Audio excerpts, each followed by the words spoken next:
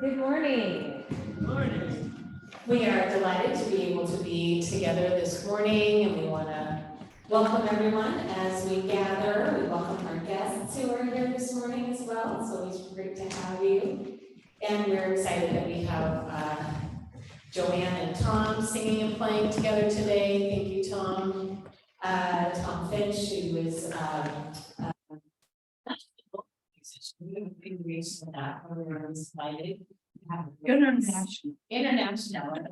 International rock stuff. Okay. Well, we're gonna be rocking and jamming a little later this summer meeting, which will be good. But for now, I invite us to just take a deep breath. Let it out on the side. Yeah, that's good. That's good. Another deep breath. And side. And invite us just to kind of drop in. Just drop into presence where you are at this moment.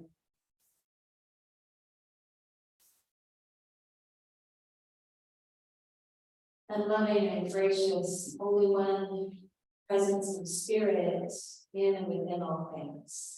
We are grateful to be able to gather together this morning as a sacred, soulful community.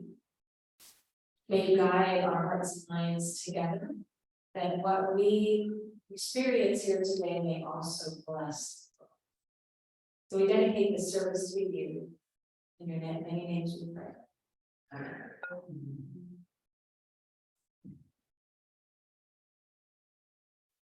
So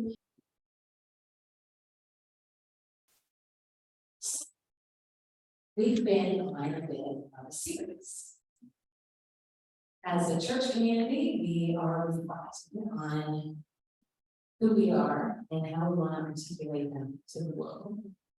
And so we have been embodying our mission statement, which is to nurture authentic connection with divine presence, with all people and with creation, serving those seeking meaningful spirituality and soulful community. So today we want to play with what does it mean to be part of me? How might it differ? As we understand that, I think we can bring more consciousness to it so that we can hold it consciously. And then maybe even continue to invite others into. Hopefully, as we play with the concept, it will have more meaning for us as we roll comes. I think we are a community. So the mission statement reflects who we already are. And then as we are conscious of that, it informs what we are inviting people into. So today I want to just play with the concept so that we can come to even greater understanding. And I want to start by acknowledging that in many ancient and present wisdom schools and mystery schools, they often also refer to themselves as the school of the soul. My Kabbalah group, which dates in this particular lineage back to medieval Spain, we call ourselves a school of the soul. And it's now that's not like school like we might typically think of. It's not just where we go and we sit in front of a lecture and we ingest information and spit it back out on the test. We do come together and reflect on things together, so we do learn things and concepts. But then the community shares its wisdom together. So then the community enhances the learning and concepts by also sharing our wisdom, insights, visions, dreams. And as we do that, the whole community grows in consciousness together. And we become almost more than just the sum of our parts. I think we are also a wisdom school of sorts. kind of school in the soul. And as such, I think this wisdom school or a school community is slightly different than simply a social club. But there's nothing wrong with social clubs, local clubs, or things like that. We need those too. We need those places where we have common interests. But from my experience, a social community is able to go a little bit deeper. Part of that is because there's a safe space created for people to be vulnerable, where they can drop in to share their hopes and dreams and struggles and know that they won't be judged in these things. We speak from the truth of our hearts, from our wisdom, and respect each other with them, sometimes even if we disagree, but hopefully we do that honoring and respecting the other person. Ultimately, to me, a soul community also has some sort of connection to source, spirit, self. And that then is part of what we're sharing together. So often in a soulful community, we will share our own direct experiences of spirit. Here we do that.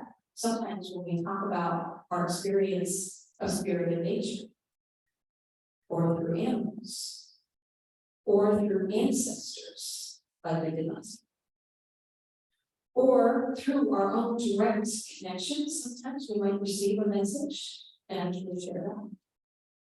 It also is visible through art. We know our own visionary artist, receives literal transmissions from spirit and puts them into art, which we can then also begin with, or other forms of art or poetry. These are all ways of interacting with spirit. But in a social community, then we might actually daily talk about that one. Which is something we often do when we serve, right? There's just when you know you're not going to speak up. The spirit said this, that, or the next day. Or that your ancestor said this, that, or the next day. It kind of depends, right, on the social situation. Not every circle is safe enough to have that kind of share. I think that is part of what happens in a soulful community. A container is built, safe container, to share our own musings for the mystery, as well as the highs and lows of our own lives as we support each other. And as we deepen together, and we share our lessons with the vision, dreams. And when we do that, and we build a soulful community together, I firmly believe it has an impact on the world. Just by being who we are, in ways that we probably don't always understand or even are fully aware. And this is what I believe both of these texts that we have today highlight. They highlight the impact of the soulful individual and the soulful community. So reflect on that then. I want us to invite us to reflect on this passage from the Tao Te Ching. As we know, the Tao Te Ching was originally written in a very long time ago in Chinese, by someone named Lao Tzu, very deep, wise, spiritual being, and those who keep thoughts, so we write all this down. And I love that the passage begins by saying those who are rooted and planted in the Tao. Now, we may be familiar with the concept of the Tao, but if you're not, it's kind of hard to describe. The very beginning of the book of the Tao Te Ching says the Tao that can be named is not the Tao. The Tao that can be named is not the Tao. So of course, it's trying to say that it implies description. And yet, we know we're human beings, and that's how we understand things through language. So if I were to try and put it into language, for me, in my understanding from studying and being present, I would call it presence with a capital P. It is that living life force that moves through all things and has its being in all things. Now, when we meditated on this together at our spiritual oasis on Thursday, Joanne said she wasn't sure what it meant, so she just translated the word love every time it says it down. That works too.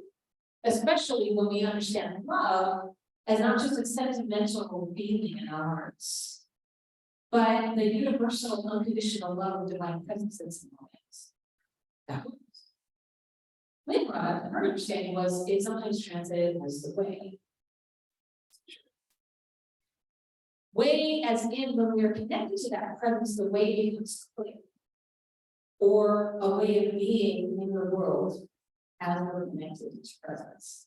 Not the way as if there's a right way to do things. Because we noticed that Christianity was also sometimes referred to as the way. But then some people interpreted that to be a strict moral code. Right? And that's, I don't think, what it means. It's about connecting with the presence in a way that flows through us and has an impact then on the world. Again, ultimately it defies description, and there's many different ways we can describe it. But for the sake of today, I'm going to refer to his presence. In Christian terms, we would think of it maybe as spirit or Holy Spirit. That would be our Christian group. If we understand Holy Spirit to be something that permeates everything. So there's different ways to understand this too. Christian language. Hopefully, I think we're all talking about something. And it's hard, we're all talking about the same thing. So what I love about this passage is it starts with us being rooted and planted in presence. When we are, it says, then we become children. What a beautiful phrase. And it's so simple, we become genuine. After that is then we connect to our authentic self.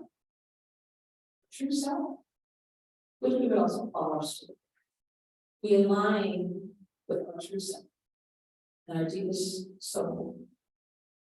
And then we are kind of integrated. We might also use the phrase authentic. So first we align, are rooted and planted in it, we then as I look at this passage as a whole, I see almost like concentric circles that keep going back. Doing that as your confess the world. Next is let it be present in your family and your family first. As we are present to presence and bring it into our families align. The next actually circle in other translations would be community. For some reason, Stephen Mitchell sort of identified community as implied. And in other translations, the next circle is community and your community will flourish. Then it's let it be present in your nation. And your nation will be an example of other nations. Which to me says, again, the heart of the nation vibrating at its highest self. It's most genuine. Then it's let it be present in the universe, and the universe is seen. And I love that because now we have a social presence, radiance, everything singing at its highest, most genuine. It has effects on the entire universe. And then it brings us back to this. How do we know this? It's through self. We have the universe also inside of us.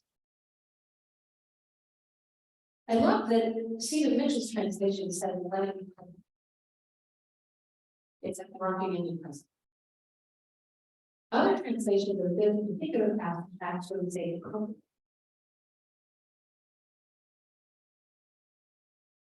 somehow both of these together is helpful. Because they suggest that there is some intention on our part. We're intentionally inviting it. Let it be present says it's not about looking or trying really hard, it's about dropping into it or aligning with it somehow and inviting that in.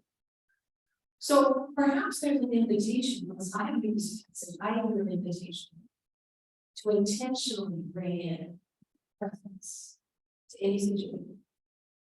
As we were reading it on Thursday, and it was talking about family, and I knew I had a big conversation coming up with one of my brothers that I was nervous about, and I was focused on all my nervousness.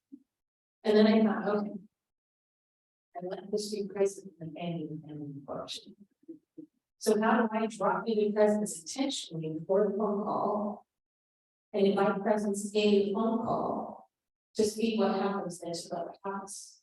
I was invited in for intentionality rather than just focusing on my anxiety. And I think that probably didn't come from phone. So how do we cultivate a relationship with presence so that then we are emanating work? I think the same notion is true in the song we have for today. We notice that the song speaks in the plural. It's not just the singular. First line, bless us, divine one, with your peace. Make your light shine within us, so that your presence may be known and your love appear to all. So again, we see this notion that as we align with presence, spirit, God, however we call it, that light shines through us, and that is visible to others through our love, who we are. And in Judaism, we know that there's always there's a direct connection to spirit, but it's usually also understood always in the community. So the community itself becomes like a chalice to receive the presence of divine. In Kabbalah, we call it the Dude.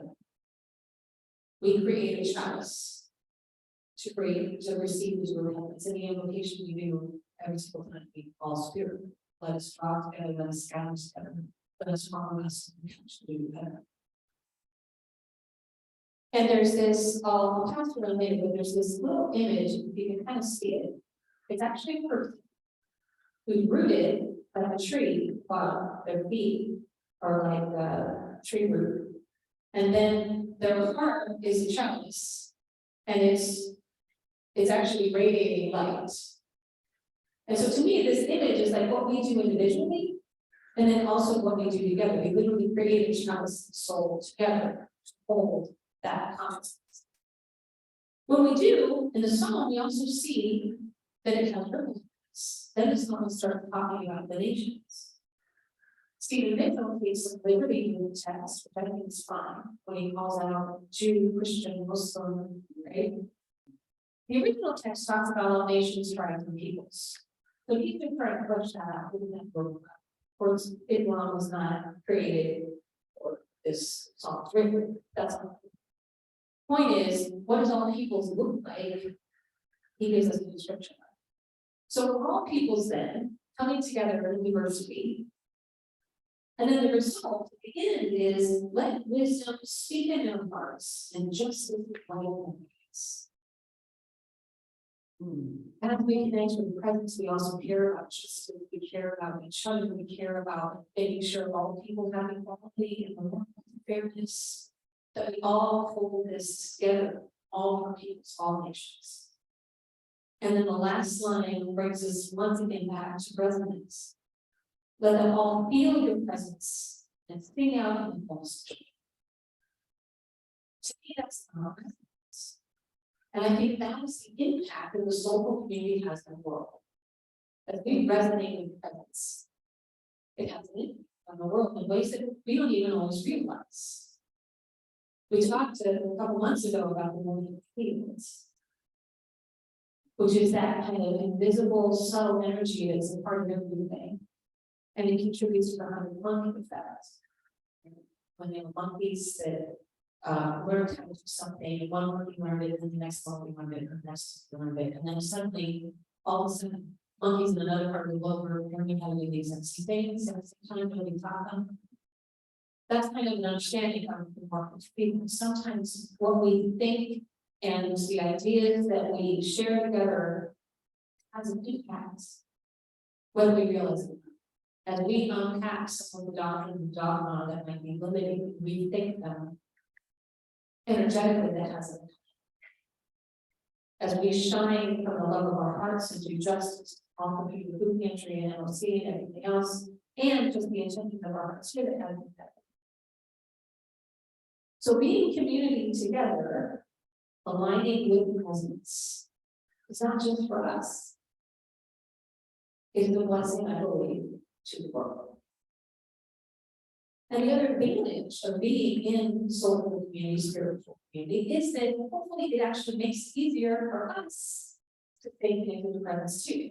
And then we have a certain talks about this when he talks about a person sangha. Sangha being really just kind of spiritual community. And of course, he has his ashram village, and there's some villages, as we know, all over the world. And people talk about this incredible sense of peace they have. Maybe some of you visited when they there. You can kind of feel that in the garden of Spirit Rock too. It's like you can feel that people meditate there, right? Because there's an energy to it. Thing on Hunt says that that's because of what people are sharing together in soulful community together. And so he says it actually makes it easier for us to align with presence.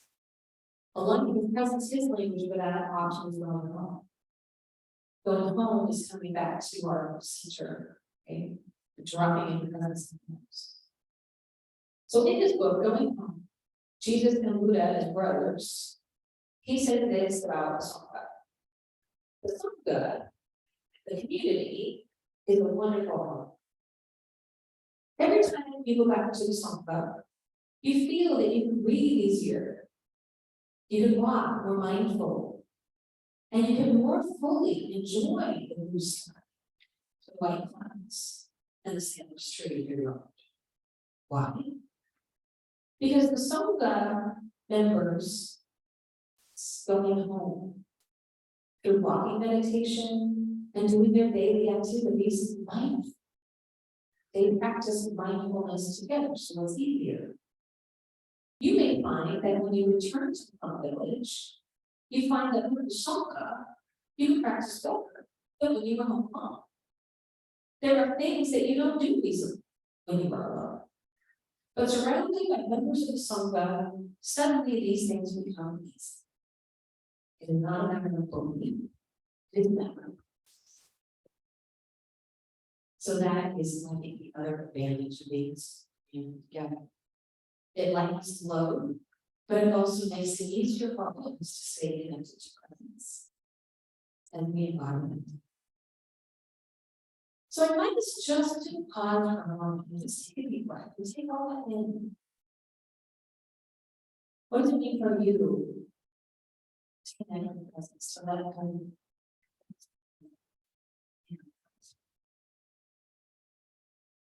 What does it mean to be rooted and planted in so that you become a change? I think how that feels as we share it with each other. And think of what an amazing gem we have here, this church. To be able to be so community, to be able to risk being vulnerable, sharing from our hearts, sharing our own connections with spirit in ways that bless each other and each other. May we be mindful and grateful of this great thing. And even grateful for the impact it may have in ways that we do not even fully appreciate or aware. And as we cherish it, may we continue to provide others into it. So I just once again just to take a breath. In. To notice what you notice about it.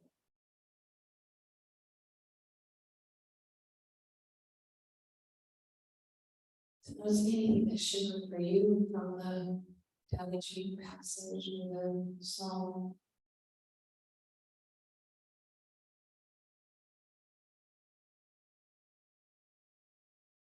And then to return to the sense of presence of the heart.